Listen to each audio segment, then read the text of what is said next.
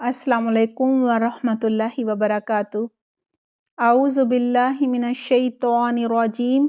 बिस्मिल्लाहिर्रहमानिर्रहीम। रब्बिश्रह ली सदरी वयस्सिर ली अमरी वहलुल उक़दतम मिन लिसानी यफ़क़हू क़ौली। रब्बि ज़िदनी इल्मा। अल्लाहुम्मा फ़क़िहना फ़िद्दीन। आमीन। प्यारे बच्चों, कैसे हैं आप सब? उम्मीद करती हूँ बिल्कुल खैरियत से होंगे। दुआ है अल्लाह सुब्हाना तआला आप सबको अपने हिफ्ज़ व मान में रखे, हर शर और हर फितने से बचा कर रखे। कुरान का समझना, इस पर अमल करना और इसे दूसरों तक पहुँचाना आसान फरमाए। अल्लाह सुब्हाना तआला आपको दीन पर बेहतरीन इस्तकामत अता फरमाए। आमीन अल्लाहुम्मा आमीन। हमारी सूरतुल बकरा की आयत नंबर 49 है। पहले लफ्ज़ी तर्जुमा होगा, फिर इंशाल्लाह तफसीर करेंगे। लफ्ज़ी तर्जुमा। व और इफ़ जब, नज्जयनाकुम निजात दी हमने तुमको, ना के मानी है हम और कुम जो है वो इसके मानी है तुम। अगर बहुत सारे मर्द हों, मुज़क्कर हों तो तुम कहना हो तो कुम कहते हैं। मिन से, आली आले फ़िरौन के लिए आया है, यानी उसके घर वाले, उसकी कौम के लोग। और अहलो अयाल भी उर्दू में इस्तेमाल होता है ना, अहल। फ़िरौन, फ़िरौन।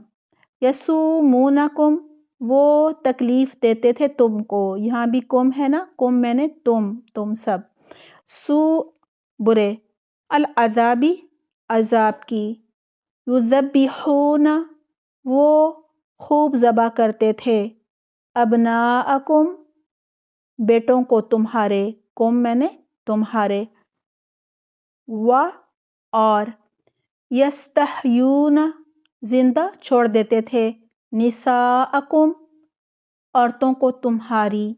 व और फी में, ज़ालिकुम, इसमें, बलाउन, आजमाइश थी। मिन से, रब्बिकुम, तुम्हारे रब की तरफ से। अज़ीमुन, बहुत बड़ी। व इज़ नज्जयनाकुम मिन आलि फ़िरऔन यसुमूनकुम सूअल अज़ाबि युज़ब्बिहूना अबनाअकुम व यस्तहयूना निसाअकुम व फ़ी ज़ालिकुम बलाउम मिन रब्बिकुम अज़ीम। तर्जुमा है, और वो वक्त याद करो जब हमने तुमको आले फ़िरौन से निजात दी। वो तुम्हें बदतरीन अज़ाब देते थे। वो तुम्हारे बेटों को ज़बह कर देते थे और तुम्हारी बेटियों को जिंदा छोड़ देते थे। और तुम्हारी इस हालत में, यानी ये जो ज़बह करते थे, इसमें तुम्हारे रब की तरफ से बहुत बड़ी आज़माइश थी। हज़रत मोहम्मद सल्लल्लाहु अलैहि वसल्लम से यहूद व नसारा एक सवाल ये भी किया करते थे कि ये तो बताओ, बनी इसराइल कनान से मिस्र कैसे पहुंचे, कब पहुंचे? आइए सबसे पहले जानते हैं बनी इसराइल मिस्र कैसे पहुंचे। हज़रत याकूब अलैहिस्सलाम कनान में पैदा हुए थे। उनके 12 बेटे थे। पहली बीवी में से 10 बेटे थे और दूसरी बीवी में से 2 बेटे थे जिनके नाम हज़रत यूसुफ अलैहिस्सलाम और बिन्यामीन थे। जब बिन्यामीन की पैदाइश हो रही थी, उस वक्त हज़रत याकूब अलैहिस्सलाम की दूसरी बीवी जो है वो वफ़ात पा गई थी। लिहाजा अब यूसुफ अलैहिस्सलाम और बिन्यामीन के सौतेले भाई थे और एक सौतेली माँ थी और एक उनका बाप हज़रत याकूब अलैहिस्सलाम। सूरह यूसुफ में सारा जिक्र तफसील के साथ है कि यूसुफ अलैहिस्सलाम को उनके सौतेले भाइयों ने कुएं में फेंक दिया था। एक गुजरते हुए काफिले ने, जो वहां से गुजर रहा था, हज़रत यूसुफ अलैहिस्सलाम को कुएं से निकाल कर अजीज़ मिस्र को बेच दिया। हज़रत यूसुफ अलैहिस्सलाम कहत के ज़माने में एक तरह से अजीज़ मिस्र बना दिए गए थे, वही इनको पोस्ट मिली थी। उनके सौतेले भाई जब कनान से गल्ला लेने मिस्र उनके पास पहुंचे तो यूसुफ अलैहिस्सलाम ने अपने भाइयों को पहचान लिया اور اس طرح حضرت یعقوب علیہ السلام اور ان کے بھائی مصر پہنچ گئے۔ حضرت یعقوب علیہ السلام کے انہی 12 بیٹوں سے بنی اسرائیل کی نسل آگے بڑھی تھی اور اس طرح سے یہ مصر میں آباد ہو گئے تھے۔ یوسف علیہ السلام کے زمانے میں یہ بہت ہی عیش کے ساتھ مصر میں رہے، بلکہ ان کے بعد تقریباً 4 یا 500 سال تک بنی اسرائیل مصر میں عیش کرتے رہے۔ پھر فرعون اور اس کی قوم یعنی آل فرعون نے بنی اسرائیل کو اپنا غلام بنا لیا۔ اس آیت میں فرعون کے مظالم کا ذکر ہے۔ فرعون کسی خاص شخص کا نام نہیں ہے، بلکہ مصر کے ہر بادشاہ کا لقب فرعون ہوا کرتا تھا۔ فرعون کے معنی ہوتے ہیں اونچا اور عظیم محل۔ موسیٰ علیہ السلام کے زمانے میں جو فرعون تھا اس کا نام ولید بن ریان تھا یا مصعب بن ولید تھا، اور وہ مصری نہیں تھا، مصر کا رہنے والا نہیں تھا بلکہ خراسانی تھا۔ اس آیت میں سب سے پہلے کہا جا رہا ہے وَإِذْ نَجَّيْنَاكُمْ مِنْ آلِ فِرْعَوْنَ، اور ذرا یاد کرو جب ہم نے تمہیں فرعون کی قوم سے نجات دی تھی۔ بنی اسرائیل سے یہاں اللہ سبحانہ تعالیٰ فرما رہے ہیں اے اولاد یعقوب، میرا احسان اور مہربانی تو یاد رکھو جب ہم نے تمہیں آل فرعون سے نجات اور چھٹکارا دلایا تھا۔ یسومونکم سوء العذاب، آل فرعون تمہیں بدترین بہت ہی برا دردناک عذاب دیتے تھے، بہت ہی تکلیف دہ عذاب تھا، اور عذاب یہ تھا یذبحون ابناءکم ویستحیون نساءکم، وہ تمہارے بیٹوں کو ذبح کر ڈالتے تھے اور تمہاری عورتوں کو زندہ رکھتے تھے۔ فرعون نے سرکاری طور پر یہ احکامات جاری کر رکھے تھے کہ بنی اسرائیل کے بیٹے پیدا ہوتے ہی ذبح کر دیے جائیں۔ کتنا بڑا ظلم ہے، یعنی کتنی خوشی کا موقع ہوتا ہے جب کسی کے گھر اولاد پیدا ہوتی ہے، اور ویسے بھی ہر زمانے میں لوگ بیٹوں سے بہت ہی محبت کرتے ہیں، اور حکم کیا تھا سرکاری طور پر کہ بیٹے کو پیدا ہوتے ہی ذبح کر دیا جائے۔ اس سے بڑا ظلم کسی کے ساتھ کیا ہو سکتا ہے، اور بیٹیوں کو زندہ رہنے دیا جائے۔ فرعون ایسا ظلم کیوں کرتا تھا، اس کے بارے میں مفسرین کی 2 رائے ہیں، آئیے وہ بھی دیکھ لیتے ہیں۔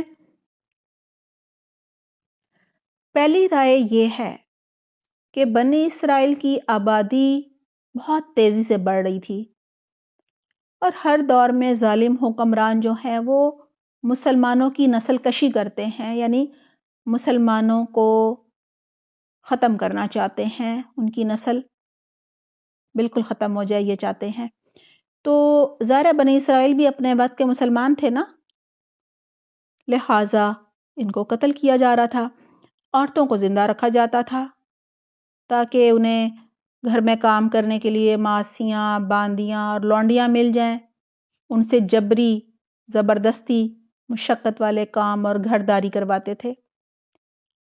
بیٹوں کو ذبح کرنے کی دوسری رائے مفسرین یہ دیتے ہیں کہ فرعون نے ایک خواب دیکھا تھا، جو یہ تھا کہ بیت المقدس کی طرف سے ایک آگ اٹھی ہے جو مصر میں ہر قبطی یعنی فرعونی کے گھر میں گھس گئی ہے۔ نجومیوں نے فرعون کو اس خواب کی تعبیر یہ بتائی کہ بنی اسرائیل میں ایک ایسا شخص پیدا ہوگا جو فرعون کو تکبر، غرور اور خدائی دعویٰ کرنے کا، جو اس نے خدائی دعویٰ کیا ہوا تھا، اس کی بدترین بہت ہی بری سزا دے گا۔ آیت کے آخر میں ہے وَفِي ذَلِكُمْ بَلَاءٌ مِّن رَبِّكُمْ عَظِيمٌ، اور اس میں یعنی تمہارے بیٹا ذبح جو ہو جاتا تھا، تمہارے بیٹوں کو ذبح کرنے کا جو حکم آیا ہوا تھا، اس میں تمہارے رب کی طرف سے تمہارے لیے بہت بڑی آزمائش تھی۔ بنی اسرائیل کے بیٹے ذبح ہونے کا عذاب کہا جا رہا ہے، بہت بڑی آزمائش تھی، اس میں کوئی شک نہیں ہے۔ اور یہ اللہ کی بہت بڑی مہربانی تھی کہ بنی اسرائیل کو اللہ سبحانہ تعالیٰ نے اس آزمائش سے نجات دلائی۔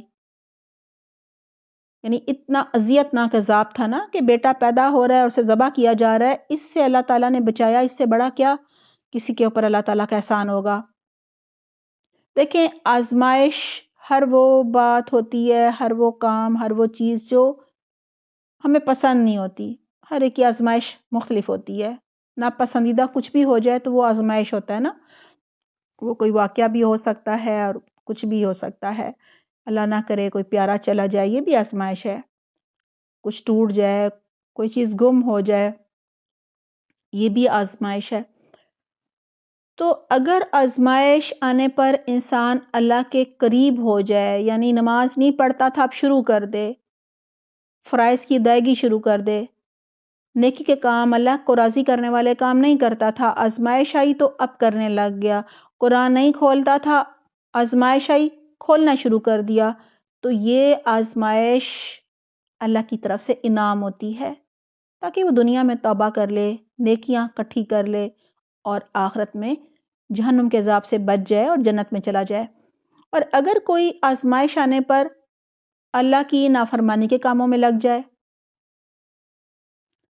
فرض کرو نماز پڑھتا تھا اب چھوڑ دی، قرآن پڑھتا تھا اسے چھوڑ دیا، یا نہیں پڑھتا تھا، نافرمانی کرتا تھا، گناہ کرتا تھا، اب اور زیادہ کرنے شروع کر دیے، تو یہ آزمائش اللہ کی ناراضگی کی وجہ سے آتی ہے، اس کے گناہوں کی وجہ سے آتی ہے۔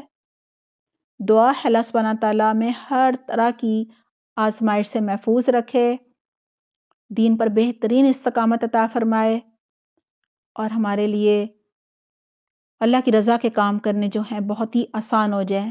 اللہ تعالیٰ ہمیں بہترین توفیق عطا فرمائے، ہمارے لیے ہدایت کے راستے کھولے۔ آمین اللہم آمین۔ اپنا بہت خیال رکھیے گا۔ سبحانک اللہم و بحمدک، نشہد ان لا الہ الا انت، نستغفرک و نتوب الیک۔ والسلام علیکم ورحمۃ اللہ وبرکاتہ۔